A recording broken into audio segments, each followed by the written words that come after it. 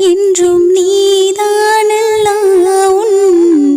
அன்புக்கு நிகரேது இறைவா நீ அல்லவோ என்றும் நிலையானவன் துன்ப இருளையும் விலக்கிட வருவாய் அலை கடல் ஓசையும் உன் படைப்பாகும்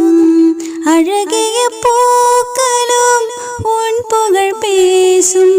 ஆதி அந்தமே அருளின் வெளிச்சமே அனைத்துமே